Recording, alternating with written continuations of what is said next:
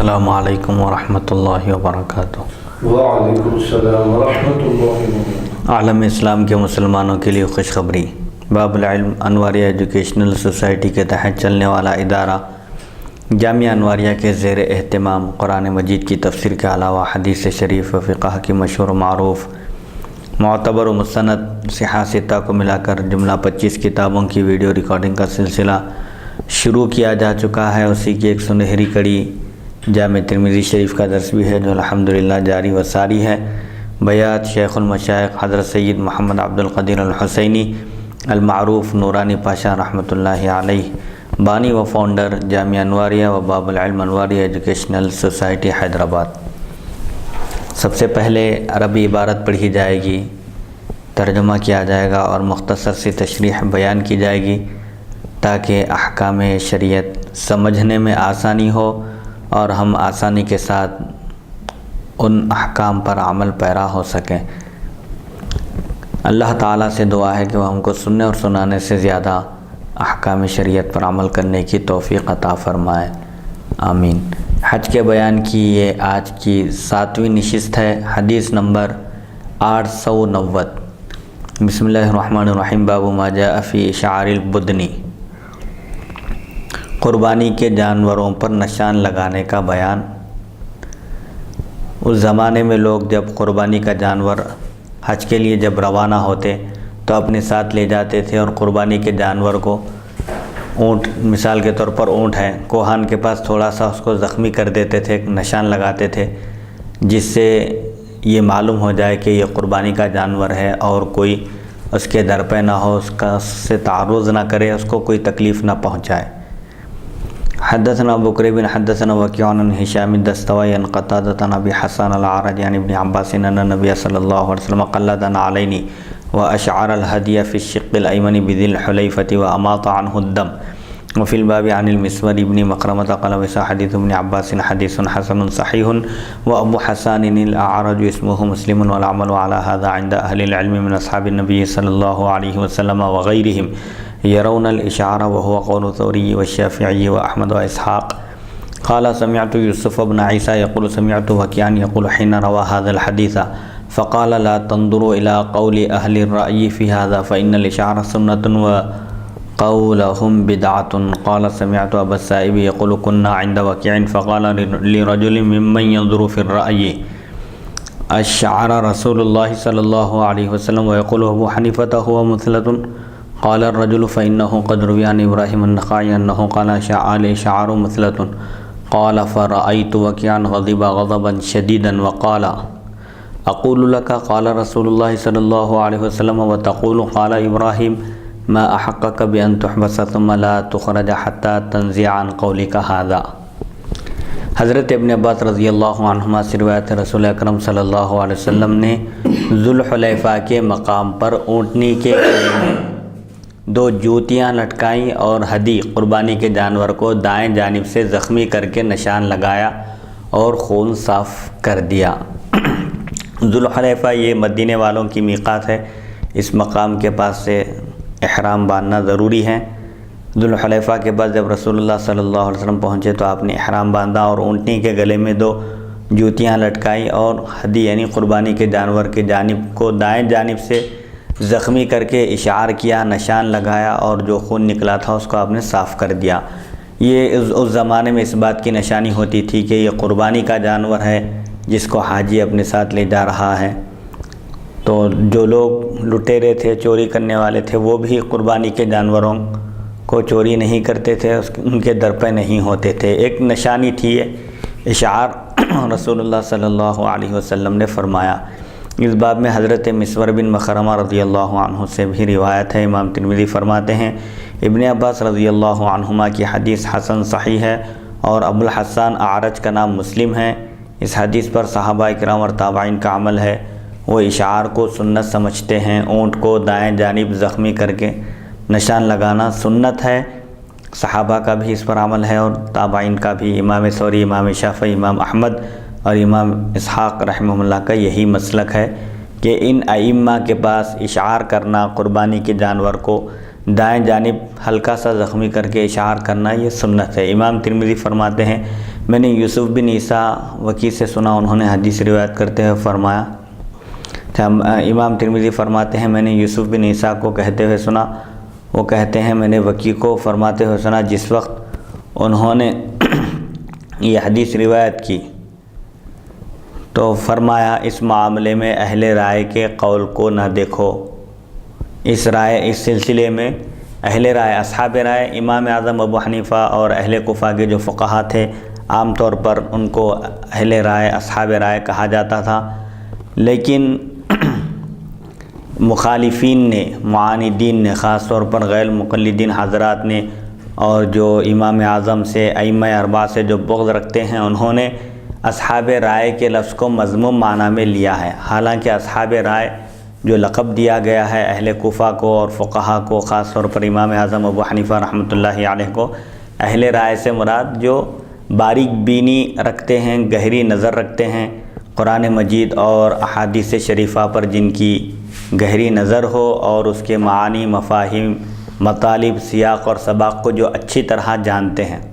تو اس زمانے کے بڑے بڑے محدثین جو خود امام بخاری کے بھی استاد ہیں، ایسے بڑے بڑے اکابر محدثین نے امام اعظم ابو حنیفہ رحمۃ اللہ علیہ کے حدیث دانی اور فقہ کی انہوں نے تعریف کی ہے۔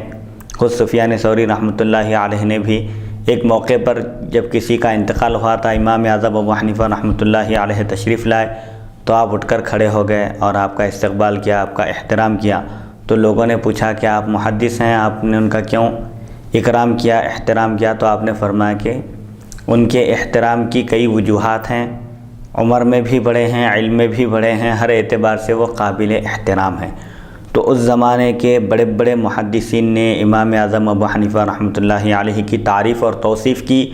جو لوگ ابتدا میں آپ کی مذمت کرتے تھے وہ دراصل غلط فہمی کا نتیجہ تھا، جیسا کہ حضرت سیدنا امام باقر رضی اللہ عنہ کو بھی غلط باور کرایا گیا تھا کہ امام اعظم ابو حنیفہ رحمۃ اللہ علیہ احادیث شریفہ پر قیاس کو ترجیح دیتے ہیں، اپنی رائے کو مقدم رکھتے ہیں۔ چنانچہ ایک موقع پر امام باقر رضی اللہ عنہ سے امام اعظم کی ملاقات ہوئی تو آپ نے فرمایا کہ اچھا آپ ہی وہ شخص ہیں جو میرے جد امجد کی احادیث پر اپنی رائے کو مقدم رکھتے ہیں؟ تو امام اعظم ابو حنیفہ رحمۃ اللہ علیہ نے عرض کیا کہ آپ میرے لیے قابل احترام ہیں، آپ کا احترام سادات ہونے کی وجہ سے، خانوادہ نبوت سے تعلق رکھنے کی وجہ سے آپ کا احترام مجھ پر واجب ہے، آپ تشریف رکھیے، آپ کو غلط فہمی ہو گئی ہے، غلط باور کرایا گیا ہے، آپ کو جو اعتراض ہے آپ اعتراض کیجئے، میں اس کا تشفی بخش جواب دوں گا۔ چنانچہ اس سے پہلے کہ بھی غالباً کسی نشست میں اس کا ذکر کیا گیا تھا، 3-4 مرتبہ ذکر کیا گیا۔ بہرحال امام اعظم ابو حنیفہ رحمۃ اللہ علیہ نے جب ان مسائل کے چند مسائل آپ کے سامنے پیش کیے اور پھر جواب دیا تو امام باقر رضی اللہ عنہ بے حد خوش ہوئے اور آپ نے آگے بڑھ کر امام اعظم ابو حنیفہ رحمۃ اللہ علیہ کی پیشانی چوم لی اور کہا کہ مجھے غلط باور کرایا گیا۔ بہرحال امام اوزاعی اور سفیان ثوری جتنے بھی بڑے بڑے اس زمانے کے محدثین گزرے ہیں جو حدیث شریف میں حجت کہلاتے تھے اور امیر المؤمنین فی الحدیث کا درجہ رکھتے تھے، جیسا کہ عبداللہ بن مبارک رحمۃ اللہ علیہ ہیں۔ امیر المؤمنین فی الحدیث اس ذات گرامی کو کہتے ہیں جن کی نظر سے کوئی حدیث شریف نہ چوکے، یعنی ہر حدیث پر ان کی نظر ہوتی ہے، اگر وہ کسی حدیث کے بارے میں کہہ دیں کہ یہ حدیث نہیں ہے تو ان کا قول معتبر ہوتا ہے، ایسی گہری نظر ہوتی ہے امیر المؤمنین فی الحدیث جنہیں لاکھوں کی تعداد میں احادیث شریفہ یاد رہتی ہیں۔ تو عبداللہ بن مبارک رحمۃ اللہ علیہ جو امام بخاری کے بھی استاد ہیں اور امام اعظم ابو حنیفہ رحمۃ اللہ علیہ کے شاگرد ہیں، آپ نے کہا کہ امام اعظم ابو حنیفہ رحمۃ اللہ علیہ کی فقہ کو فقہ نہ کہو بلکہ وہ حدیث شریف کی تشریح ہے، حدیث شریف کا مفہوم سمجھنا ہو تو امام اعظم ابو حنیفہ رحمۃ اللہ علیہ کے حلقے سے وابستہ ہو جاؤ۔ خود امام شافعی رحمۃ اللہ علیہ نے بھی فرمایا کہ جو فقہ میں تبحر کمال حاصل کرنا چاہتا ہے اس کو امام اعظم ابو حنیفہ رحمۃ اللہ علیہ سے وابستہ ہونا ضروری ہے۔ سبحان اللہ، سبحان اللہ۔ تمام لوگ فقہ میں شرعی مسائل کو سمجھنے میں، شرعی احکام کے استنباط میں، استخراج میں، قرآنی آیات اور احادیث شریفہ کی روشنی میں احکام شریعت جاننے کے لیے امام اعظم ابو حنیفہ رحمۃ اللہ علیہ کے محتاج ہیں۔ امام اعظم ابو حنیفہ رحمۃ اللہ علیہ نے تقریباً 83,000 مسائل کا آپ نے قرآن مجید اور احادیث شریفہ سے استنباط کیا۔ آپ فقہ کے آپ نے اکیلے اور تنہا اس فقہ کی بنیاد نہیں ڈالی، بلکہ آپ کا ایک حلقہ ہوتا تھا، ایک وسیع مجلس ہوتی تھی جس میں 40 علماء ایسے موجود رہتے تھے جو اجتہاد کے درجے پر فائز تھے، خود مجتہد کہلاتے تھے، اور ادباء، علماء، فقہاء اور صوفیاء، زہاد، بڑے بڑے علماء کی موجودگی میں آپ نے فقہ کو ترتیب دیا، اور خود وکیع رحمۃ اللہ علیہ، وکیع بن جراح غالباً جب فتویٰ دیتے اور کہتے کہ امام اعظم ابو حنیفہ رحمۃ اللہ علیہ کا اس سلسلے میں کیا قول ہے، دیکھو جتنے مخالفین تھے جن کو غلط باور کرایا گیا تھا، غلط فہمی ہو گئی تھی، جب انہوں نے بالمشافہ گفتگو کی اور امام اعظم ابو حنیفہ رحمۃ اللہ علیہ نے ان کی غلط فہمی دور کی، تو وہ بھی آپ کی فقہ کے اور آپ کی تبحر علمی کے قائل ہو گئے۔ اب یہاں پر یہ جو ذکر کر رہے ہیں کہ ان ائمہ کے پاس اشعار کرنا سنت ہے، قربانی کے جانور کو نشان لگانا، ہلکا سا زخمی کرنا سنت ہے۔ امام وکیع حدیث بیان کرتے ہوئے فرماتے ہیں کہ اصحاب رائے کے قول کو نہ دیکھو، امام اعظم کے پاس اشعار مکروہ ہے، تو امام اعظم ابو حنیفہ رحمۃ اللہ علیہ نے اشعار کو مکروہ کیوں قرار دیا؟ اس کی وجہ یہ ہے کہ آپ کے زمانے میں لوگ اشعار میں مبالغہ کر رہے تھے، غلو کر رہے تھے، اس قدر جانور کو زخمی کر رہے تھے کہ اس کا گوشت نظر آ رہا تھا اور جانور کی ہلاکت کا اندیشہ تھا۔ اسی وجہ سے آپ نے اس اشعار کو مکروہ قرار دیا، ایسے اشعار کو نہیں جس میں ہلکا سا جانور کو زخمی کیا جائے، یہ تو سنت ہے۔ لیکن امام اعظم ابو حنیفہ رحمۃ اللہ علیہ کے زمانے میں اشعار میں لوگ غلو کر رہے تھے، مبالغہ کر رہے تھے، جس کی وجہ سے جانور کے ہلاک ہونے کا اندیشہ تھا۔ ایسی صورتحال کو دیکھ کر آپ نے فرمایا کہ ایسا اشعار کرنا مکروہ ہے۔ مخالفین غلو اور مبالغہ کا مطلب یہ ہے کہ اشعار کرنے میں بہت زیادہ آگے بڑھ جا رہے تھے لوگ، ایسا اشعار کرنا چاہیے جس میں بس تھوڑا سا ہلکا سا زخمی کیا جائے جانور کو، لیکن لوگ اس قدر زخمی کر دے رہے تھے کہ گوشت کٹ جا رہا تھا اور اشعار کی حد کو پار کر رہے تھے۔ اشعار کے معنی صرف نشان لگانے کے ہیں، تو نشان لگانے کے لیے لوگ اس قدر غلو کر رہے تھے، اس قدر زیادتی کر رہے تھے کہ جانور کا گوشت کٹ جا رہا تھا اور جانور کے ہلاک ہو جانے کا، مر جانے کا خدشہ ہو گیا تھا۔ اسی لیے حضرت امام اعظم ابو حنیفہ رحمۃ اللہ علیہ نے فرمایا کہ اشعار مثلا ہے۔ مثلا کہتے ہیں اعضاء کو کاٹ دینا، اشعار مثلا ہے، ایسا اشعار سنت ہے جس میں گوشت نہ کاٹا جائے، ہلکا سا زخمی کیا جائے۔ تو وکیع اس حدیث کو بیان کرتے ہوئے کہتے ہیں کہ اصحاب رائے کے قول کو نہ دیکھو۔ تو اصحاب رائے اس زمانے میں فقہ میں جن کو تبحر ہوتا تھا، کمال حاصل رہتا تھا، ان کو اصحاب رائے کا لقب دیا جاتا تھا، لیکن مخالفین نے اصحاب رائے کو اصحاب حدیث کے مقابل میں رکھا اور کہا کہ یہ لوگ احادیث شریفہ کے مقابلے میں اپنی رائے کو ترجیح دیتے ہیں۔ یہ سراسر بہتان ہے، امام اعظم ابو حنیفہ رحمۃ اللہ علیہ کی شخصیت پر بہتان عظیم ہے۔ بہرحال اللہ تعالیٰ مخالفین کو اور معاندین کو ہدایت دے۔ وکیع اس حدیث کو بیان کرتے ہوئے فرماتے ہیں کہ اصحاب رائے کے قول کو نہ دیکھو، کیونکہ اشعار کرنا، جانور کو ہلکا سا زخمی کرنا، نشان لگانا سنت ہے، اور ان کا قول بدعت ہے، کیونکہ ان کو جو بات پہنچی تھی سیاق اور سباق کے ذریعے نہیں پہنچائی گئی تھی۔ مطلق یہ کہا گیا تھا کہ امام اعظم اشعار کو مثلا قرار دیتے ہیں، لیکن کیسے اشعار کو اس کی وضاحت نہیں کی گئی، تو غلط فہمی کی بنیاد پر انہوں نے یہ فرمایا کہ اشعار کرنا سنت ہے، اور یہ لوگ جب کہہ رہے ہیں اشعار مثلا ہے تو ان کا قول بدعت ہے۔ قال، انہوں نے کہا میں نے ابو صاحب کو کہتے ہوئے سنا، ہم وکیع کے پاس تھے، کہ انہوں نے اہل رائے میں سے ایک شخص سے کہا رسول اللہ صلی اللہ علیہ وسلم نے اشعار کیا، یعنی قربانی کے جانور کو نشان لگایا، اور امام اعظم ابو حنیفہ فرماتے ہیں یہ مثلا ہے، اشعار اعضاء کو کاٹ دینا ہے۔ تو اس شخص نے کہا ابراہیم نخعی بھی کہتے ہیں کہ یہ مثلا ہے۔ ابراہیم نخعی امام اعظم ابو حنیفہ رحمۃ اللہ علیہ کے استاذ ہیں، اور عبداللہ بن مسعود رضی اللہ عنہ کے شاگرد ہیں، تو وہ بھی یہ کہتے ہیں کہ اشعار مثلا ہے، یعنی اعضاء کو کاٹ دینے کا نام ہے۔ میں نے وکیع کو دیکھا، انتہائی غصہ ہوئے، سخت غضبناک ہوئے، اور فرمایا میں کہتا ہوں نبی کریم صلی اللہ علیہ وسلم نے فرمایا اور تم کہتے ہو ابراہیم نخعی نے یوں کہا، تم اس لائق ہو کہ تمہیں قید کیا جائے اور اس وقت تک نہ چھوڑا جائے جب تک کہ تم اپنے قول سے باز نہ آ جاؤ۔ تو وکیع رحمۃ اللہ علیہ اس شخص پر انتہائی غصہ ہوئے، سخت ناراض ہو گئے اور کہے کہ میں حدیث بیان کر رہا ہوں اور تم ان فقہا کے اقوال کو ذکر کرتے ہو، قرآن اور حدیث کے مقابلے میں کسی کی بات نہیں مانی جائے گی، اور تم اس طرح جو حجت کر رہے ہو اور یہ بات پیش کر رہے ہو، تم کو سزا دینا چاہیے، قید کر دینا چاہیے، جب تک تم توبہ نہ کر لو اس وقت تک تم کو رہا بھی نہ کیا جائے۔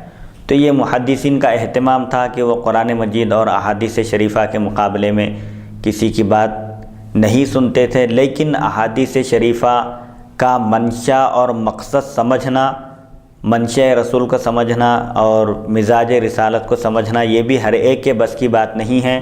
حضور اکرم صلی اللہ علیہ وسلم، جیسا کہ اس سے پہلے کی نشست میں بھی عرض کیا گیا کہ آہستہ آہستہ احکام نازل ہو رہے تھے، قرآن مجید بھی 23 سال کی مدت میں آہستہ آہستہ تھوڑا تھوڑا حسب ضرورت نازل کیا گیا، اور حضور اکرم صلی اللہ علیہ وسلم نے بھی جیسا کہ لوگ آپ کی خدمت اقدس میں حاضر ہوتے، جو آپ کے دیدار مبارک کے مشتاق ہوتے، وہ لوگ تو صبح شام حاضر رہتے تھے، اور جو لوگ دور دراز سے آتے تھے وہ مسائل معلوم کرتے اور چلے جاتے، اور حضور صلی اللہ علیہ وسلم ہر ایک شخص کے لحاظ سے اس کی مناسبت سے آپ اس کو جواب دیتے تھے، مسئلہ بتاتے تھے، جیسا کہ اس سے پہلے اس کی 2-3 مثالیں پیش کی گئی تھی۔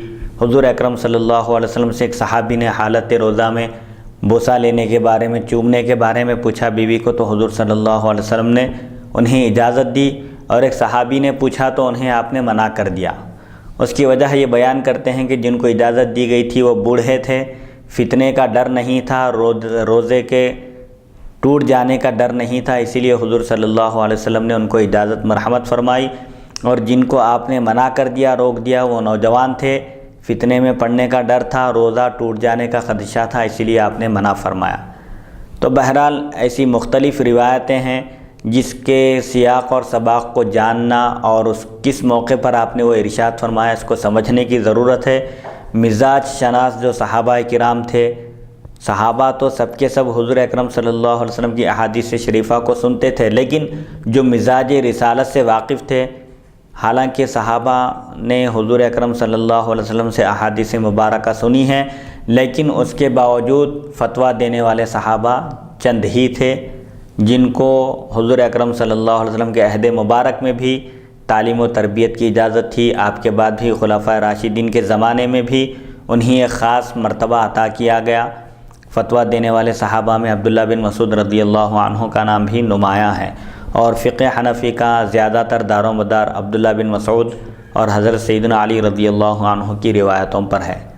تو بہرحال امام اعظم ابو حنیفہ رحمۃ اللہ علیہ کے تعلق سے جو اس زمانے میں غلط فہمی پیدا کی گئی، غلط باور کرایا گیا اور آپ کے خلاف جو مہم چلائی گئی، لیکن جب محدثین نے بالمشافہ آپ سے گفتگو کی اور جب آپ کی فقہ کا انہوں نے مطالعہ کیا اور آپ کے استنباط اور استخراج اور آپ کے دلائل اور براہین کو دیکھا، تو انہوں نے بلا تأمل اعتراف کیا کہ کوئی اگر فقہ میں تبحر حاصل کرنا چاہتا ہے، فقہ میں کمال پیدا کرنا چاہتا ہے، تو اس کے لیے لازم ہے کہ وہ امام اعظم ابو حنیفہ اور آپ کے شاگردوں کی مجلس اور ان کی نشست کو اختیار کرے۔ تو بہرحال اس میں یہ غلط فہمی نہیں ہونا چاہیے کہ اشعار تو سنت ہے، رسول اللہ صلی اللہ علیہ وسلم نے فرمایا، اور امام اعظم اشعار کو مسئلہ کہتے ہیں۔ تو کیسے اشعار کو آپ نے مسئلہ کہا، اس کی وجہ بیان کی گئی کہ آپ کے زمانے میں لوگ اشعار میں مبالغہ کر رہے تھے، زیادتی کر رہے تھے، اس قدر آگے بڑھ گئے تھے کہ جانور کا گوشت، اندر کا گوشت نظر آنے لگا تھا اور جانور کی ہلاکت کا اندیشہ تھا۔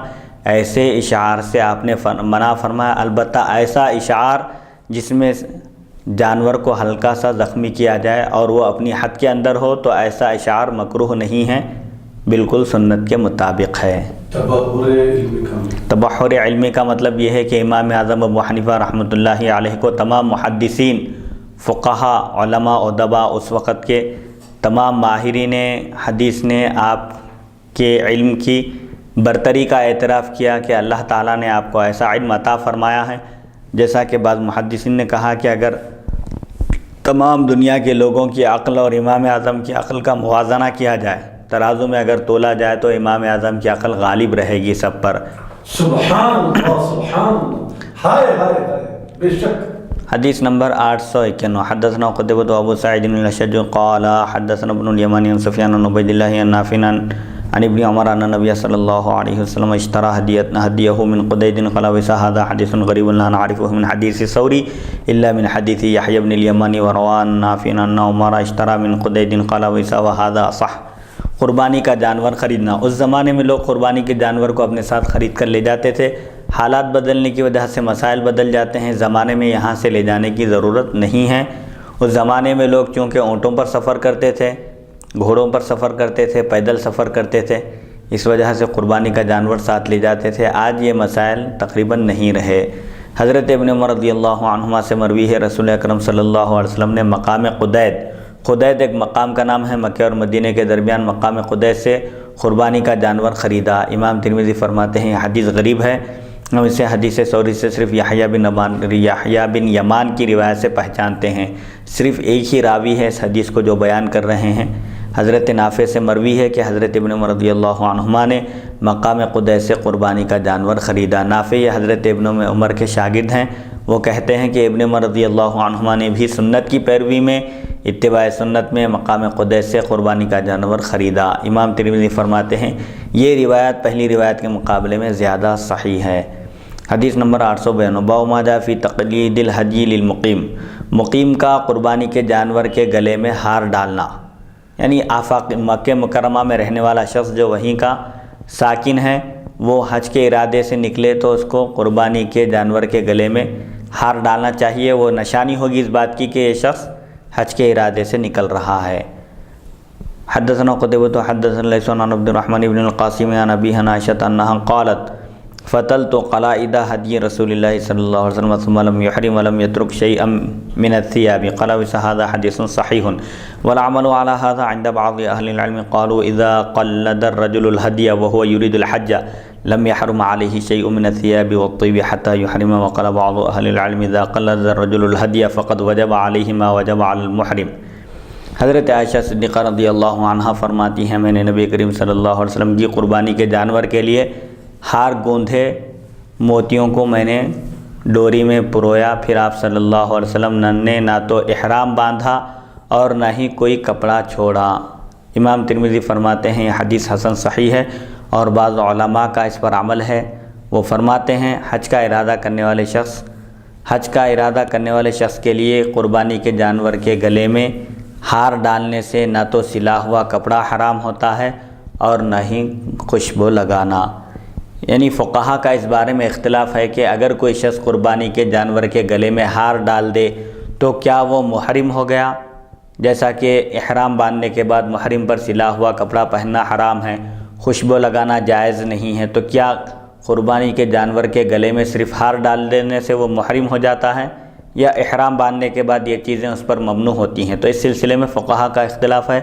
بعض فقہا فرماتے ہیں کہ حضور صلی اللہ علیہ وسلم کی اس روایت کی روشنی میں کہ قربانی کے جانور کے گلے میں ہار ڈالنے سے محرم نہیں کہلاتا کوئی شخص جب تک کہ وہ احرام نہ باندھ لے، جیسا کہ رسول اللہ صلی اللہ علیہ وسلم نے قربانی کے جانور کے گلے میں آپ نے ہار ڈالا، لیکن آپ نے اس کے بعد سلا ہوا کپڑا بھی استعمال کیا اور خوشبو بھی آپ نے لگائی، تو اسے معلوم ہوتا ہے کہ احرام باندھنے سے پہلے یہ چیزیں جائز ہیں، سلا ہوا کپڑا پہن سکتے ہیں۔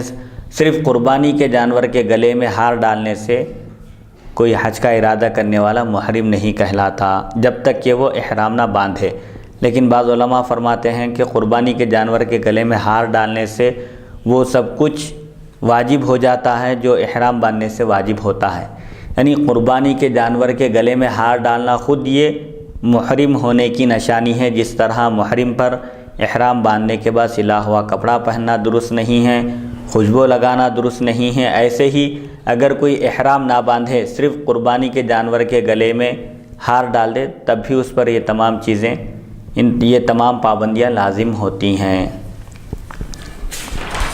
حدیث نمبر 893 باب ما جاء فی تقلید الغنم، یہ اونٹوں کا ذکر تھا، اوپر قربانی کے طور پر بکری بھی ذبح کی جاتی ہے تو بکریوں کے گلے میں بھی ہار ڈالنے کا ذکر آ رہا ہے۔ حدثنا محمد بن بشار حدثنا عبد الرحمن بن مہدی عن سفیان عن منصور عن ابراہیم عن الاسود عن عائشہ قالت كنت أفتل قلائد هدي رسول الله صلى الله عليه وسلم كلها غنما ثم لا يحرم قال هذا حديث حسن صحيح ولا عمل على هذا عند بعض أهل العلم من أصحاب النبي صلى الله عليه وسلم وغيرهم يرون تقليد الغنم۔ حضرت عائشہ صدیقہ رضی اللہ عنہا فرماتی ہیں میں رسول اکرم صلی اللہ علیہ وسلم کی قربانی کے جانور کے لیے ہار گونتی تھی، یعنی وہ ڈوریوں میں موتیاں پروتی تھی، اور یہ جانور سب کے سب بکریاں ہوتے، یعنی جتنے بھی قربانی کے جانور بکریاں لے جانا مقصود ہوتا، ان تمام جانوروں کے لیے حضرت عائشہ صدیقہ رضی اللہ عنہا ہار تیار کرتی تھی، پھر آپ صلی اللہ علیہ وسلم احرام نہیں باندھتے تھے۔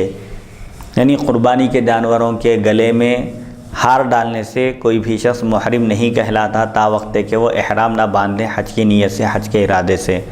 یہ حدیث حسن صحیح ہے۔ بعض صحابہ کرام اور تابعین کا اس پر عمل ہے کہ بکریوں کے گلے میں بھی ہار ڈالے جائیں، یعنی چاہے قربانی کا جانور اونٹ ہو یا بکرا ہو یا بکری ہو، بہرحال اس جنس کے جو بھی جانور ہوں قربانی کے، اونٹ ہو یا گائے ہو یا بکری ہو، یہ اس زمانے میں نشانی سمجھی جاتی تھی کہ یہ جانور منا میں ذبح کرنے کے لیے لے جایا جا رہا ہے، حاجی کی یہ قربانی ہے، لہٰذا اس کے درپے نہیں ہونا چاہیے، اس کو ایذا نہیں پہنچانا چاہیے۔ حدیث نمبر 894 باب ما جاء اذا عطب الهدي ما يصنع به۔ قربانی کا جانور مرنے کے قریب ہو تو کیا کرنا چاہیے؟ قربانی کا جانور لے کر اپنے مقام سے نکلے، اگر راستے میں ایسی نوبت آ جائے کہ جانور مرنے کے قریب ہو جائے تو اس وقت کیا کرنا چاہیے؟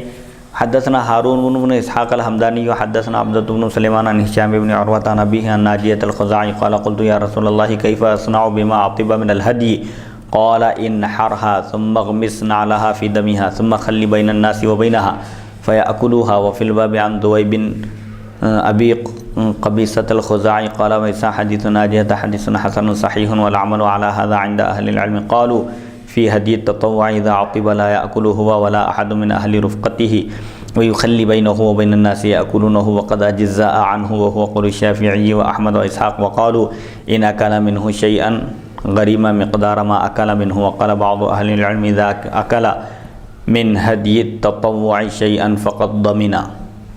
حضرت ناجیہ خزاعی رضی اللہ عنہ سے روایت ہے، فرماتے ہیں میں نے عرض کیا یا رسول اللہ صلی اللہ علیہ وسلم قربانی کا جانور اگر مرنے کے قریب ہو تو میں کیا کروں؟ تو آپ صلی اللہ علیہ وسلم نے فرمایا اس کو ذبح کرو، پھر اس کے ہاروں یعنی دانوں ہاروں والے جوتے اس کے خون میں ڈبو کر اسے لوگوں کے لیے چھوڑ دو۔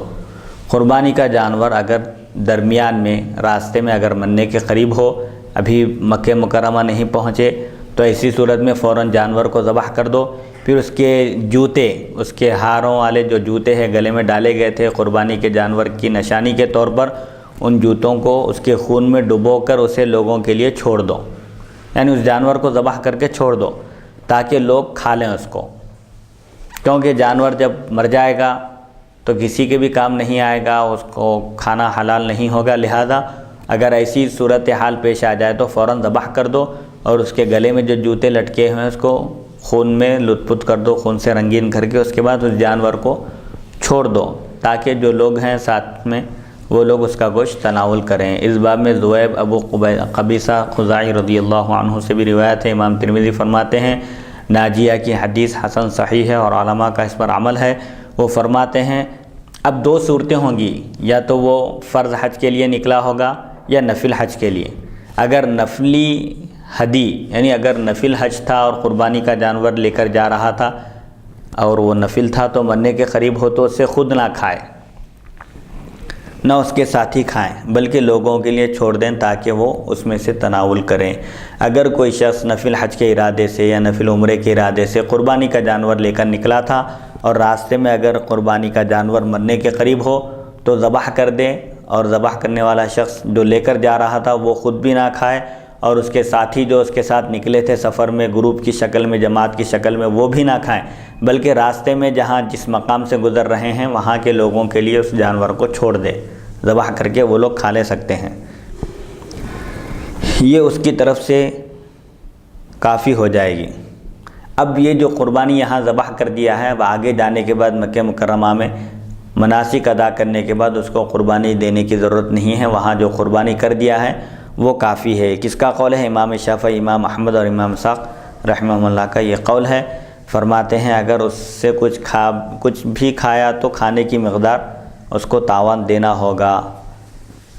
اچھا، امام شافعی، امام احمد اور امام اسحاق رحمہ اللہ کا قول یہ ہے کہ اگر قربانی کا جانور نفل ہو، یعنی نفل حج کے لیے نکلا تھا یا نفل عمرے کے لیے نکلا تھا، قربانی کا جانور ہلاک ہونے کے قریب ہو جائے، مرنے کا اگر ڈر ہو تو فوراً ذبح کر دے، البتہ خود بھی نہ کھائے اور اس کے ساتھ والے بھی نہ کھائیں، بلکہ جس مقام پر یہ صورتحال پیش آئی ہے وہاں کے لوگوں کے لیے چھوڑ دے۔ اب اس کو پھر دوبارہ مکہ مکرمہ میں قربانی دینے کی ضرورت نہیں ہے۔ البتہ اگر خود کھا لے، اس میں سے کچھ کھایا، تو پھر جتنا گوشت کھایا ہے اتنے پیسے اس کو ادا کرنے ہوں گے، تاوان دینا ہوگا۔ بعض علماء فرماتے ہیں اگر نفل ہدی سے کھائے گا تو تاوان دینا ہوگا۔ اگر نفل تھا وہ حج یا عمرہ اور اس جانور میں سے اگر کچھ کھا لے خود بھی گوشت، تو پھر اس کو اس کا جرمانہ ادا کرنا پڑے گا۔ حدیث نمبر 895، باب ما جاء فی رکوب البدنۃ۔ حدثنا قتیبہ حدثنا ابو عوانۃ عن قتادہ عن انس بن مالک ان النبی صلی اللہ علیہ وسلم رأى رجلا يسوق بدنۃ فقال له اركبها فقال يا رسول الله انها بدنۃ فقال له في الثالثة او في الرابعة اركبها ويحك او ويلك۔ وفي الباب عن علي وابي هريرة وجابر قال وهذا حديث انس حديث صحيح حسن وقد رخص قوم من اهل العلم من اصحاب النبي صلى الله عليه وسلم وغيرهم في ركوب البدنة اذا احتاج الى ظهرها، وهو قول الشافعي واحمد واسحاق، وقال بعضهم لا يركب ما لم يضطر اليه۔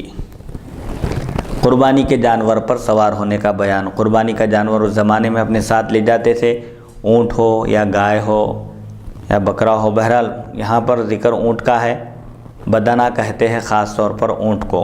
تو قربانی کا جانور ساتھ میں ہو اور سوار ہونے کی ضرورت پیش آئے تو ایسی صورت میں سوار ہونے کی اجازت ہے۔ حضرت انس بن مالک رضی اللہ عنہ فرماتے ہیں رسول اکرم صلی اللہ علیہ وسلم نے ایک شخص کو دیکھا کہ قربانی کے جانور کو ہانک رہا ہے، ہانک کر لے جا رہا ہے، خود پیدل چل رہا ہے اور جانور کو ساتھ میں لے کر چل رہا ہے، ہانک رہا ہے۔ تو رسول اللہ صلی اللہ علیہ وسلم نے فرمایا کہ تم اس پر سوار ہو جاؤ۔ تو اس شخص نے عرض کیا یا رسول اللہ صلی اللہ علیہ وسلم یہ قربانی کا جانور ہے۔ تو آپ صلی اللہ علیہ وسلم نے تیسری یا چوتھی مرتبہ فرمایا تم پر افسوس ہے یا تمہارے لیے ہلاکت ہے، سوار ہو جاؤ۔ یہ عقل مندی اور دانش مندی کی بات نہیں ہے کہ قربانی کا جانور ساتھ میں ہو، سواری ساتھ میں ہو اور آدمی پیدل چلے۔ تو اب اس سلسلے میں فقہا کیا فرماتے ہیں؟ پہلے اس باب میں حضرت علی، ابو ہریرہ اور جابر رضی اللہ عنہم سے بھی روایت منقول ہے۔ امام ترمذی فرماتے ہیں انس رضی اللہ عنہ کی حدیث صحیح حسن ہے۔ صحابہ کرام اور تابعین کی ایک جماعت نے ضرورت کے وقت قربانی کے جانور پر سوار ہونے کی اجازت دی ہے۔ بوقت ضرورت اگر کوئی شخص تھک گیا ہو، چلنے کی سکت نہ ہو، طاقت نہ ہو، تو ایسی صورت میں قربانی کے جانور پر سوار ہو کر جانے میں کوئی حرج نہیں ہے۔ امام شافعی، امام احمد اور امام اسحاق رحمہ اللہ کا یہی قول ہے۔ بعض علماء فرماتے ہیں جب تک سوار ہونے پر مجبور نہ ہو، سوار نہ ہو، جب تک اضطراری کیفیت نہ ہو، جب تک پیدل چل سکتا ہو پیدل چلے۔ البتہ اگر ایسی نوبت پیش آ جائے کہ پیدل چلنے کی طاقت نہ ہو یا کمزور ہو رہا ہو یا نڈھال ہو جائے یا کمزوری محسوس کرے تو پھر ایسی صورت میں سوار ہونے میں کوئی حرج نہیں ہے، بلا ضرورت سوار نہیں ہونا چاہیے۔ حدیث نمبر 896، باب ما جاء بأي جانب الرأس يبدأ في الحلق۔ حج کے مناسک میں جو واجبات ہیں ان میں سے ایک واجب قربانی دینے کے بعد، رمی جمار کے بعد قربانی کرنا، قربانی دینے کے بعد بال منڈانا ہے۔ تو سر کے بال کس طرف سے منڈوانے شروع کیے جائیں؟ سر کے بال جب منڈائیں گے تو کس جانب سے شروع کرنا چاہیے؟ حدثنا ابو عمار حدثنا سفیان بن عیینۃ عن ہشام بن حسان عن ابن سیرین عن انس بن مالک قال لما رمى رسول الله صلی اللہ علیہ وسلم الجمرۃ نحر نسکه ثم ناول الحالق شقه الأيمن فحلقه فأعطاه أبا طلحة ثم ناوله شقه الأيسر فحلقه فقال اقسمه بين الناس۔ حضرت انس بن مالک رضی اللہ عنہ فرماتے ہیں رسول اکرم صلی اللہ علیہ وسلم نے جمرہ عقبہ کو کنکریاں مارنے کے بعد اپنی قربانی کا جانور ذبح کیا۔ رمی جمار کے بعد رسول اللہ صلی اللہ علیہ وسلم نے قربانی کا جانور ذبح کیا، پھر حجام یعنی سر موڑنے والے کی طرف اپنے سر مبارک کا داہنا حصہ عطا کیا، سیدھی جانب آپ نے حجام کی طرف کیا، اس نے مونڈھا تو آپ نے وہ بال حضرت طلحہ رضی اللہ عنہ کو عطا فرمائے۔ پھر دوسرا حصہ بائیں جانب کا حصہ آپ نے پھر حجام کے سامنے رکھا، اس نے بائیں جانب کے بال مونڈے تو آپ صلی اللہ علیہ وسلم نے فرمایا ان بالوں کو لوگوں کے درمیان تبرکاً تقسیم کر دو۔ تو اس حدیث شریف میں یہ بات بتائی جا رہی ہے، پہلے یہ مسئلہ بتایا جا رہا ہے رمی جمار کے بعد قربانی کی جائے، اس میں ترتیب واجب ہے۔ احناف کے پاس رمی جمار کے بعد قربانی ہے، قربانی کے بعد بال منڈانا ہے۔ اگر کوئی شخص پہلے قربانی دے دے بعد میں رمی جمار کرے، یا پہلے سر منڈائے بعد میں قربانی کرے، تو اس پر دم واجب ہے، ایک بکری قربانی دینا واجب ہے۔ تو اس حدیث میں مسئلہ بتایا جا رہا ہے کہ پہلے رمی جمار کیا جائے، پھر اس کے بعد قربانی کا جانور ذبح کیا جائے، پھر بال منڈانا چاہیے۔ بال منڈانے میں سیدھی جانب سے شروع کرنا چاہیے، جیسا کہ رسول اللہ صلی اللہ علیہ وسلم ہر شے میں تیامن یعنی سیدھی جانب سے شروع کرنے کو پسند فرماتے تھے۔ اور اس میں حضور پاک علیہ الصلوۃ والسلام نے اپنے سر مبارک کے بال حضرت ابو طلحہ کو عطا فرمایا اور فرمایا، حضرت انس بن مالک رضی اللہ عنہ کا آپ نے بال عطا فرمایا اور فرمایا کہ ان بالوں کو لوگوں کے درمیان تقسیم کر دو۔ تقسیم کرنے کا مطلب یہی ہے کہ لوگ ان بالوں سے برکت حاصل کریں۔ اس حدیث شریف سے بزرگان دین سے منسوب چیزوں سے برکت حاصل کرنے کا بھی ثبوت ملتا ہے۔ اگر خدا نخواستہ یہ شرک ہوتا یا عمل یا بدعت ہوتا تو حضور صلی اللہ علیہ وسلم قطعاً ایسا نہیں فرماتے تھے۔ آپ نے خود عمداً عنایت فرمایا اور فرمایا کہ ان بالوں کو لوگوں کے درمیان تقسیم کر دو۔ تو لوگوں کے درمیان تقسیم کرنے کا مطلب یہی ہے کہ لوگ ان موئے مبارک سے برکت حاصل کر سکتے ہیں، جیسا کہ خود بخاری شریف میں بھی مختلف روایتیں ہیں۔ من جملہ ان میں کہ ایک روایت یہ ہے کہ ایک صحابی فرماتے ہیں کہ حضور اکرم صلی اللہ علیہ وسلم کا ایک موئے مبارک ہونا میرے پاس یہ میرے لیے دنیا و ما فیہا یعنی دنیا اور دنیا میں جو کچھ چیزیں موجود ہیں ان تمام سے زیادہ محبوب اور پسندیدہ ہے۔ اور حضرت ام سلمہ رضی اللہ عنہا کے پاس حضور اکرم صلی اللہ علیہ وسلم کے موئے مبارک تھے۔ آپ ان موئے مبارک کو چاندی کی ایک ڈبی میں آپ نے رکھا تھا۔ مدینہ منورہ میں جب بھی کوئی بیمار ہوتے تو بیمار کو حضرت ام سلمہ رضی اللہ عنہا کے پاس لایا جاتا، آپ چاندی کی ڈبی میں سے موئے مبارک نکالتی اور پانی موئے مبارک کا بیمار کو پلایا جاتا تو اس کو شفا مل جاتی تھی۔ تو بے شمار احادیث شریفہ اور واقعات ایسے ملیں گے تاریخ کی کتابوں میں کہ حضور اکرم صلی اللہ علیہ وسلم کے موئے مبارک سے فتوحات بھی حاصل ہوئی ہیں، جیسا کہ خالد بن ولید رضی اللہ عنہ حضور اکرم صلی اللہ علیہ وسلم کے موئے مبارک کو ہمیشہ اپنی ٹوپی میں رکھا کرتے تھے اور قسم کھا کر کہتے تھے کہ تمام جتنی بھی جنگوں میں مجھے فتوحات ملتی ہیں، کامیابی اور فتح سے میں ہمکنار ہوتا ہوں محض ان موئے مبارک کی برکت سے اور دولت سے۔ چنانچہ ایک جنگ کے موقع پر آپ کی ٹوپی نیچے گر گئی، آپ کے سر پر سے نکل کر نیچے گر گئی، تو آپ نے دوران جنگ ٹوپی تلاش کی اور پوری فوج کو آپ نے ٹوپی تلاش کرنے کا حکم دیا۔ بہرحال ٹوپی تلاش کرنے پر ٹوپی مل گئی، فوراً آپ ٹوپی پہنے اور پھر دشمن سے آپ نے جنگ شروع کی۔ جنگ ہونے کے بعد بعض ساتھیوں نے کہا کہ آپ نے ایک معمولی ٹوپی کے لیے عین لڑائی میں آپ نے سب کو ایک کام میں مشغول کر دیا۔ تو آپ نے کہا کہ ٹوپی تو معمولی ہے لیکن اس ٹوپی میں حضور اکرم صلی اللہ علیہ وسلم کے موئے مبارک تھے اور میری تمام فتوحات کا راز وہی موئے مبارک ہے۔ بہرحال صحابہ کا بھی عمل ہے۔ خود حضرت امیر معاویہ رضی اللہ عنہ کے پاس حضور اکرم صلی اللہ علیہ وسلم کے چند آثار مبارکہ تھے، غالباً ناخن مبارک بھی تھے، اس میں آپ نے اپنے انتقال سے پہلے وصیت کی کہ حضور اکرم صلی اللہ علیہ وسلم کے موئے مبارک کو میرے کفن میں رکھا جائے تاکہ ان موئے مبارک کے طفیل اور آثار مبارکہ کے طفیل اللہ تعالیٰ میری مغفرت فرما دے۔ بہرحال یہ صحابہ کرام کے عمل سے بھی ثابت ہے، اور حضور اکرم صلی اللہ علیہ وسلم نے صحابہ کرام کے بارے میں فرمایا کہ میرے صحابہ ستاروں کی مانند ہیں، تم ان میں سے جن کی بھی پیروی کرو گے سیدھے راستے کو پالو گے، ہدایت پالو گے۔ تو بہرحال یہ خود حضور اکرم صلی اللہ علیہ وسلم نے بھی موئے مبارک صحابہ کے درمیان تقسیم فرمائے، اور خود صحابہ بھی موئے مبارک سے بے انتہا محبت کرتے تھے۔ بخاری شریف کی ایک طویل حدیث ہے جس کا غالباً اس سے پہلے بھی کبھی ذکر کیا گیا کہ حضور اکرم صلی اللہ علیہ وسلم جب وضو فرماتے تو صحابہ حضور اکرم صلی اللہ علیہ وسلم کے وضو کے پانی کو نیچے گرنے نہیں دیتے تھے، اپنے ہاتھوں میں لیتے اور اپنے چہرے پر مل لیتے تھے۔ اس طرح وہ برکت حاصل کیا کرتے تھے۔ اور شیخ الاسلام عارف باللہ مولانا حافظ محمد انوار اللہ فاروقی رحمۃ اللہ علیہ بانی جامع نظامیہ و بانی دائرۃ المعارف العثمانیہ نے مقاصد الاسلام کے نام سے آپ نے 11 حصے تالیف فرمائے. 11 حصوں میں آپ نے ایک کتاب تالیف کی جس کا نام مقاصد الاسلام رکھا. اس میں 9واں حصہ خاص طور پر آپ نے آثار مبارکہ کے لیے خاص کیا، مختص کیا، جس میں آپ نے بے شمار احادیث شریفہ کی روشنی میں صحابہ کرام کے مستند واقعات آپ نے ذکر کیے کہ صحابہ کرام حضور اکرم صلی اللہ علیہ وسلم کے منہ مبارک کی کیسی حفاظت کرتے تھے، کس طرح برکت حاصل کیا کرتے تھے. حضور اکرم صلی اللہ علیہ وسلم نے ایک صحابی کے سر پر اپنا دست مبارک رکھا. وہ صحابی کہتے ہیں ان کی عمر 120 سال تھی. جتنے حصے پر حضور اکرم صلی اللہ علیہ وسلم کا دست مبارک تھا سر کے اتنے بال سفید نہیں ہوئے. 120 سال کی عمر تھی لیکن جتنے بالوں پر حضور اکرم صلی اللہ علیہ وسلم نے اپنا دست مبارک پھیرا تھا وہ بال فطری اثرات کو بھی قبول نہیں کیے، یعنی سفید نہیں ہوئے، بقیہ بال سفید ہو گئے. اور ایک صحابی کے حق میں آپ نے دعا دی تھی کہ اللہ تعالیٰ تمہارے دانتوں کو سلامت رکھے. انہوں نے حضور اکرم صلی اللہ علیہ وسلم کی تعریف اور توصیف کی تھی، آپ کی شان میں قصیدہ پڑھا تھا تو آپ نے ان کے حق میں دعا فرمائی تھی کہ اللہ تعالیٰ تم کو صحیح سلامت رکھے. چنانچہ وہ صحابی بیان کرتے ہیں ان کی بھی عمر غالباً 120 سال تھی لیکن ان کے پورے دانت سلامت تھے، محفوظ تھے.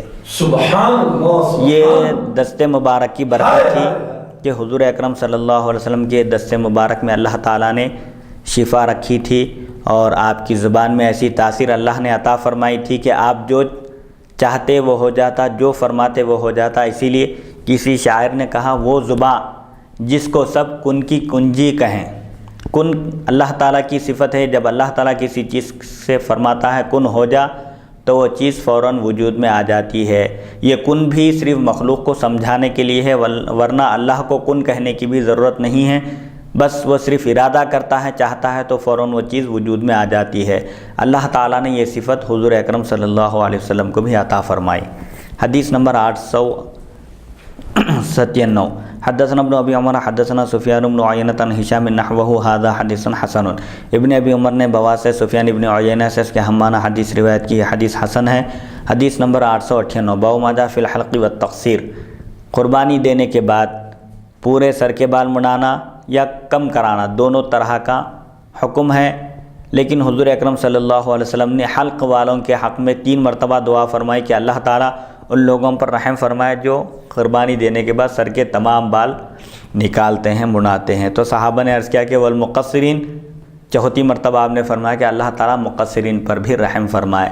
تو حلق کرانا فضیلت ہے اور بال کم کرانا یہ بھی جائز ہے. حدثنا قتیبہ حدثنا لیث عن نافع عن ابن عمر قال حلق رسول اللہ صلی اللہ علیہ وسلم وحلق طائفة من اصحابه وقصر بعضهم. قال ابن عمر ان رسول اللہ صلی اللہ علیہ وسلم قال رحم اللہ المحلقین مرة ومرتين ثم قال والمقصرين. وفي الباب عن ابن عباس وابن ام الحسين وما آرب وابي سعيد وابي مريم وحبشي بن جنادة وابي هريرة قال هذا حديث حسن صحيح والعمل على هذا عند أهل العلم. يختارون للرجل أن يحلق رأسه وإن قصر يرون أن ذلك يجزئ عنه وهو قول سفيان الثوري والشافعي وأحمد وإسحاق. حضرت ابن عمر رضی اللہ عنہما سے روایت نبی کریم صلی اللہ علیہ وسلم اور صحابہ کرام کی ایک جماعت نے سر منڈوایا، سر کے تمام بال نکلوائے قربانی دینے کے بعد، جبکہ بعض صحابہ کرام نے بال صرف کم کروائے. چند بال بھی اگر کٹا دے حاجی تو کافی ہے. یہ بھی تقصیر بھی جائز ہے، قصر بھی اور حلق بھی. حضرت ابن عمر فرماتے ہیں رسول اکرم صلی اللہ علیہ وسلم نے 1 یا 2 بار فرمایا اللہ تعالیٰ سر منڈوانے والوں پر رحم فرمائے. پھر فرمایا بال کتروانے والوں پر بھی اللہ تعالیٰ رحم فرمائے. یعنی پہلے درجہ حلق کا ہے، سر کے تمام بال منڈوانا افضل ہے اور کم کرنا یہ جائز ہے. اس باب میں حضرت ابن عباس، ابن ام حسین، معارب، ابو سعید، ابو مریم، حبشی بن جنادہ اور ابو ہریرہ رضی اللہ عنہم سے بھی روایات مذکور ہیں. امام ترمذی فرماتے ہیں یہ حدیث حسن صحیح ہے اور علماء کا اس پر عمل ہے. ان کے پاس منڈوانا بہتر ہے، افضلیت منڈوانے کی ہے، اگرچہ کتروانا بھی کافی ہے. اگر کوئی بال پورے نہ منڈوائے، خالی کم چند بال بھی کٹا دے تو بھی کافی ہے. سفیان ثوری، امام شافعی، امام احمد اور امام اسحاق رحمہ اللہ کا یہی قول ہے. حدیث نمبر 899 باب ما جاء فی کراہیت الحلق للنساء، عورتوں کے لیے سر کے تمام بال منڈوانا منع ہے، مکروہ ہے، ان کو صرف چند بال کٹوانا چاہیے۔ حدثنا محمد بن موسى الجرشی البصری حدثنا ابو داود الطیالسی حدثنا حمام عن قتادة عن خلاص بن عمرو عن علی قال نہا رسول اللہ صلی اللہ علیہ وسلم ان تحلق المرأة رأسها۔ حضرت سیدنا علی بن ابی طالب کرم اللہ وجہہ سے روایت ہے، فرماتے ہیں رسول اکرم صلی اللہ علیہ وسلم نے عورتوں کو سر منڈوانے سے منع فرمایا۔ عورتیں اگر حج کریں یا عمرہ کریں تو قربانی دینے کے بعد صرف چند بال کٹوائے، پورے سر کے بال منڈوانا ان کے لیے مکروہ ہے۔ حدیث نمبر 900 حدثنا محمد بن بشار حدثنا ابو داود عن حمام بن خلاص نحوه ولم يذكر فيه عن علي قال وسع حديث علي فيه اضطراب وروي هذا الحديث عن حماد بن سلمة عن قتادة عن عائشة أن النبي صلى الله عليه وسلم نهى أن تحلق المرأة رأسها والعمل على هذا عند أهل العلم لا يرون على المرأة حلقا ويرون أن عليها التقصير۔ محمد بن بشار نے بواس سے ابو داود اور حمام خلاص سے اس کے ہمانہ حدیث روایتی، لیکن اس میں حضرت علی کرم اللہ وجہہ کا ذکر نہیں۔ امام ترمذی فرماتے ہیں حدیث علی میں اضطراب ہے۔ یہ محدثین کی ایک اصطلاح ہے، حدیث کو مضطرب کہتے ہیں۔ راویوں کے بارے میں اختلاف ہوتا ہے، عام طور پر راویوں کی وجہ سے حدیث کے بارے میں کلام ہوتا ہے، ورنہ فی نفسی ہی حدیث اپنی جگہ صحیح ہوتی ہے، لیکن بیان کرنے والوں کے لحاظ سے اس کا حکم بدل جاتا ہے۔ حماد بن سلمہ نے بھی حدیث بواس قتادہ حضرت عائشہ صدیقہ رضی اللہ عنہا سے روایت کی کہ نبی کریم صلی اللہ علیہ وسلم نے عورت کو سر کے بال منڈوانے سے منع فرمایا۔ علماء کا اس پر عمل ہے کہ عورتوں کے لیے سر منڈوانا نہیں بلکہ بال کتروانا چاہیے۔ حدیث نمبر 901 باب ما جاء فی من حلق قبل ان یذبح او نحر قبل ان یرمی۔ اگر کوئی قربانی کا جانور ذبح کرنے سے پہلے سر منڈوائے اور کنکریاں مارنے سے پہلے قربانی کرے تو کیا حکم ہے؟ حج میں رمی جمار واجب ہے، شیطان کو کنکریاں مارنا، پھر اس کے بعد قربانی دینا، پھر اس کے بعد بال منڈانا، یہ احکام واجب ہیں اور ان میں ترتیب بھی واجب ہے۔ اگر کوئی کنکریاں مارنے سے پہلے قربانی دے دے یا قربانی دینے سے پہلے بال منڈا لے تو اس کو کیا کرنا چاہیے؟ حدثنا سعید بن عبد الرحمن المخزومی ابن ابی عمر قال وابن ابی عمر قال حدثنا سفیان بن عینۃ عن الزہری عن عیسی بن طلحہ عن عبد اللہ بن عمر ان رجلا سأل رسول اللہ صلی اللہ علیہ وسلم قال حلقت قبل ان اذبح فقال اذبح ولا حرج وسأله آخر فقال نحرت قبل ان ارمی قال ارمی ولا حرج وفي الباب عن علي وجابر بن عباس بن عمر وأسامة بن شريك قال ابو عیسیٰ حدیث عبد اللہ بن عمرو حدیث حسن صحیح والعمل على هذا عند اکثر اہل العلم وهو قول احمد واسحاق وقال بعض اہل العلم اذا قدم نسكا قبل نسك فعليه الدم۔ حضرت عبداللہ بن عمر رضی اللہ عنہ سے روایت ایک شخص نے رسول اکرم صلی اللہ علیہ وسلم کی خدمت میں عرض کیا، یا رسول اللہ صلی اللہ علیہ وسلم میں نے قربانی سے پہلے سر منڈوا لیا ہے، حالانکہ قربانی مقدم ہے، پہلے قربانی دینا ہے، اس کے بعد بال منڈانا ہے۔ تو آپ صلی اللہ علیہ وسلم نے فرمایا قربانی کرو، اب جو کام باقی ہے وہ کرو، کوئی حرج نہیں۔ ایک دوسرے آدمی نے پوچھا، یا رسول اللہ صلی اللہ علیہ وسلم میں نے کنکریاں پھینکنے سے پہلے قربانی کر لی، کیا یہ جائز ہے؟ تو آپ صلی اللہ علیہ وسلم نے فرمایا کنکریاں پھینکو، کوئی حرج نہیں، اب جو کام کر چکے ہو اس کو چھوڑ دو، اب اس کے بعد جو کام ہے وہ کام کرتے رہو۔ اس باب میں حضرت علی، جابر ابن عباس ابن عمر اور اسامہ بن شریک رضی اللہ عنہم سے بھی روایت منقول ہے۔ امام ترمذی فرماتے ہیں حدیث عبداللہ بن عمر حسن صحیح ہے اور اکثر علماء کا اس پر عمل ہے۔ امام احمد اور امام اسحاق رحمہ اللہ بھی اسی کے قائل ہیں، لیکن بعض علماء فرماتے ہیں افعال حج میں تقدیم و تاخیر سے جانور ذبح کرنا واجب ہے۔ حناف کا بھی یہی قول ہے کہ جو واجبات ہیں ان میں ترتیب بھی واجب ہے، پہلے رمی جمار کرنا ہے، پھر اس کے بعد قربانی دینا ہے، قربانی دینے کے بعد حلق یا تقصیر ہے۔ اگر کوئی شخص رمی جمار سے پہلے کنکریاں مارنے سے پہلے قربانی دے دے یا قربانی دینے سے پہلے بال منڈالے تو اس پر دم دینا واجب ہے، ایک بکری قربانی کرنا واجب ہے۔ حدیث نمبر 902 باب ما جاء فی الطیب عند الاحلال قبل الزیارت۔ احرام کھولنے پر طواف سے پہلے خوشبو لگانے کا حکم۔ طواف زیارت 12 ذی الحجہ کو جو کیا جاتا ہے، تمام ارکان اور مناسک ادا ہو جاتے ہیں۔ طواف زیارت سے پہلے احرام کھولنے پر طواف سے پہلے خوشبو لگانے کا کیا حکم ہے؟ حدثنا احمد بن منیع حدثنا حشیم حدثنا منصور بن زازان عن عبد الرحمن بن القاسم عن ابیہ عن عائشہ قال طیبت رسول اللہ صلی اللہ علیہ وسلم قبل ان یحرم ویوم النحر قبل ان یطوف بالبیت بطیب فیہ مسک وفی الباب عن ابن عباس قال ویسا حدیث عائشہ حدیث حسن صحیح والعمل على هذا عند اکثر اہل العلم من اصحاب النبی صلی اللہ علیہ وسلم وغیرہم يرون ان المحرم اذا رمى جمرة العقبہ يوم النحر وذبح وحلق او قصر فقد حل له كل شيء حرم عليه الا النساء وهو قول الشافعي واحمد واسحاق وقد روي عن عمر بن الخطاب انه قال حل له كل شيء الا النساء والطيب وقد ذهب بعض اهل العلم الى هذا من اصحاب النبی صلی اللہ علیہ وسلم وغیرہم وهو قول اہل الکوفہ۔ حضرت عائشہ صدیقہ رضی اللہ عنہا فرماتی ہیں میں نے رسول اللہ صلی اللہ علیہ وسلم کو احرام باندھنے سے پہلے خوشبو لگائی اور قربانی کے دن طواف سے پہلے مشک والی خوشبو لگائی۔ اس باب میں حضرت ابن عباس رضی اللہ عنہما سے بھی روایت مذکور ہے۔ امام ترمذی فرماتے ہیں حدیث عائشہ حسن صحیح ہے، اکثر صحابہ کرام اور تابعین کا اس پر عمل ہے کہ محرم کے لیے قربانی کے دن جمرہ عقبہ پر کنکریاں پھینک لینے، جانور ذبح کرنے اور سر منڈوانے یا کتروانے کے بعد عورتوں کے سوا وہ سب کچھ حلال ہو جاتا ہے جو اب تک احرام کی وجہ سے حرام تھا۔ یعنی محرم احرام باندھنے کے بعد سے مناسک حج ادا کرنے تک کنکریاں مار دیا حاجی اور قربانی بھی دے دیا اور سر کے بال میں منڈوا دیا، اب اس کے بعد صرف طواف زیارت باقی ہے۔ تو فقہا یہ فرماتے ہیں اس حدیث کی روشنی میں کہ اگر یہ سب کچھ کام کر چکا ہے تو صرف مباشرت صحبت نہیں کر سکتا بیوی سے، اس کے علاوہ خوشبو وغیرہ سب چیزیں جو احرام کی وجہ سے حرام تھی اب وہ سب چیزیں حلال ہو جاتی ہیں۔ امام شافعی، امام احمد اور امام اسحاق رحمہ اللہ کا یہی قول ہے۔ حضرت عمر بن خطاب رضی اللہ عنہ فرماتے ہیں عورتوں اور خوشبو کے سوا اس کے لیے سب چیزیں حلال ہے۔ یہ احناف کے دوسرے دلائل بھی ہیں، دوسری احادیث شریفہ میں ذکر ہے کہ حضور اکرم صلی اللہ علیہ وسلم نے دو چیزوں سے روکا ہے۔ حضرت عمر بن خطاب رضی اللہ عنہ فرماتے ہیں جب محرم سر کے بال منڈوا دے تو اس کے تقریباً مناسک ادا ہو جاتے ہیں، صرف طواف زیارت باقی رہتا ہے۔ ایسے وقت دو چیزیں اس کے لیے جائز نہیں ہیں، یعنی بیوی سے صحبت کرنا اور خوشبو لگانے کے سوا دوسری چیزیں جو احرام کی وجہ سے حرام تھی وہ اب اس کے لیے حلال ہو جاتی ہیں۔ البتہ طواف زیارت سے پہلے یہ دو کام بھی وہ نہیں کر سکتا۔ احناف کا مسلک ہے، یہ بعض صحابہ کرام اور تابعین کا یہی نظریہ ہے اور اہل کوفہ بھی اسی کے قائل ہیں، یعنی فقہائے احناف بھی یہی کہتے ہیں کہ طواف زیارت سے پہلے صحبت کرنا اور خوشبو لگانا حاجی کے لیے جائز نہیں ہے۔ اس کا باب کیا بتائیے حدیث کا؟ احرام کھولنے کے وقت، یعنی احرام کھولنے پر طواف سے پہلے، طواف زیارت سے پہلے خوشبو لگانا جائز ہے یا نہیں۔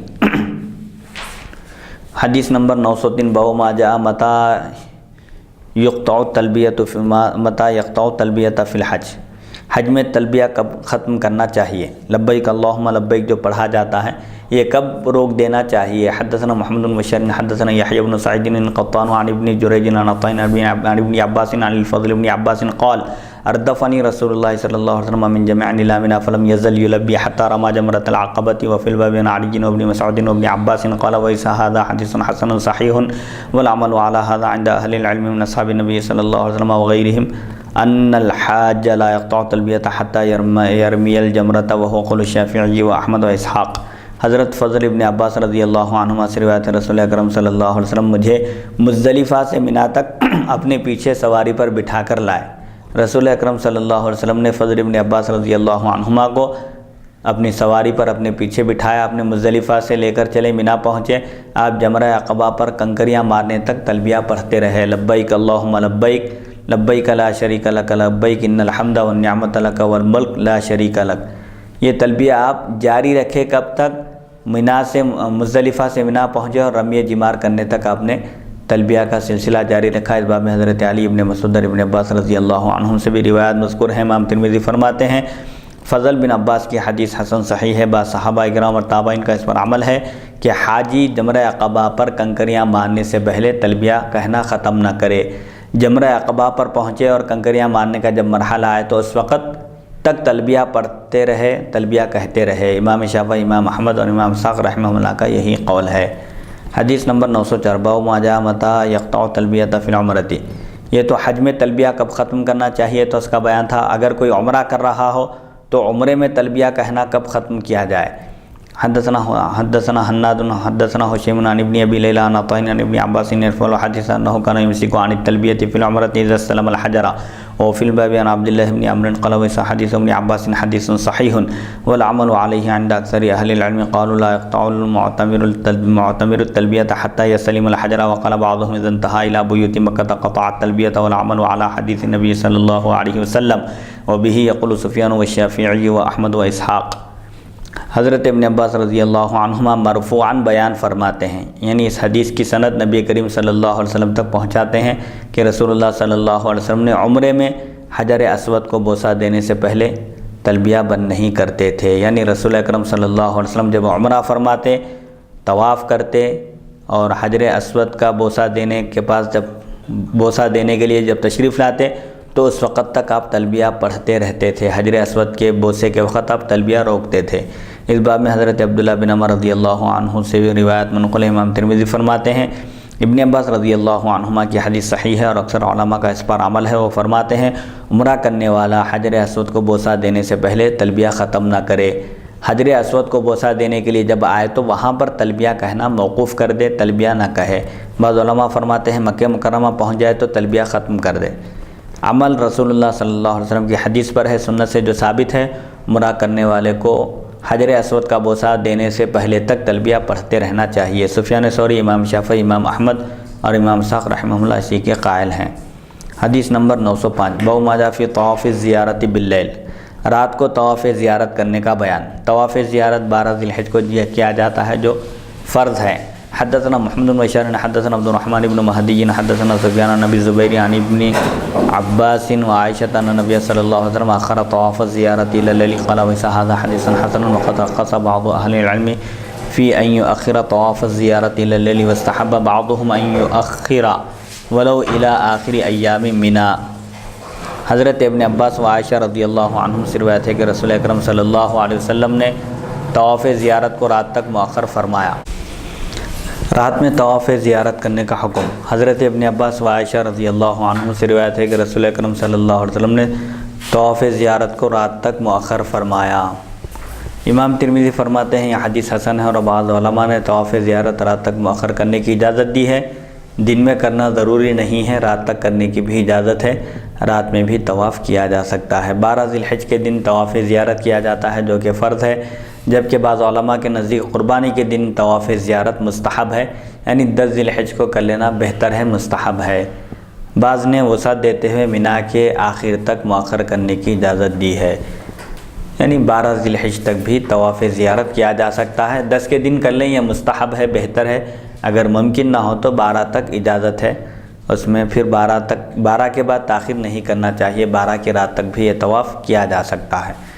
حدیث نمبر 906 باب ما جاء فی نزول الابطح، وادی ابطح میں اترنے کا بیان۔ حدثنا اسحاق بن منصور قال حدثنا عبد الرزاق حدثنا عبید اللہ بن عمر نافع عن ابن عمر قال كان نبی صلی اللہ علیہ وسلم وابو بکر وعمر وعثمان ينزلون الابطح وفي الباب عن عائشة وابی رافع وابن عباس قال ویسا حدیث ابن عمر حدیث حسن صحیح غریب انما نعرفه من حدیث عبد الرزاق وعبید اللہ بن عمر قد استحب بعض اہل العلم نزول الابطح من غیر ان يروا ذلك واجبا الا من احب ذلك قال الشافعي ونزول الابطح ليس من النسك في شيء انما هو منزل نزله رسول الله صلی اللہ علیہ وسلم۔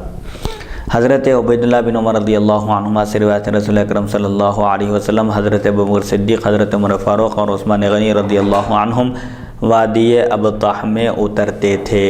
اس باب میں حضرت عائشہ، ابو رافع اور ابن عباس رضی اللہ عنہم سے بھی روایت مذکور ہیں۔ امام ترمذی فرماتے ہیں ابن عمر رضی اللہ عنہما کی حدیث حسن غریب ہے، ہم اسے عبد الرزاق کی روایت سے پہچانتے ہیں۔ بعض علماء کے نزدیک وادی ابطح میں اترنا مستحب ہے، فرض یا واجب نہیں، اور نہ ہی مناسک حج میں شامل ہے، واجب نہیں ہے، جو چاہے اترے۔ اگر کوئی اتباع سنت میں اترنا چاہے تو اتر سکتا ہے، لیکن اترنا فرض یا واجب نہیں ہے اور نہ ہی حج کے ارکان کا جز۔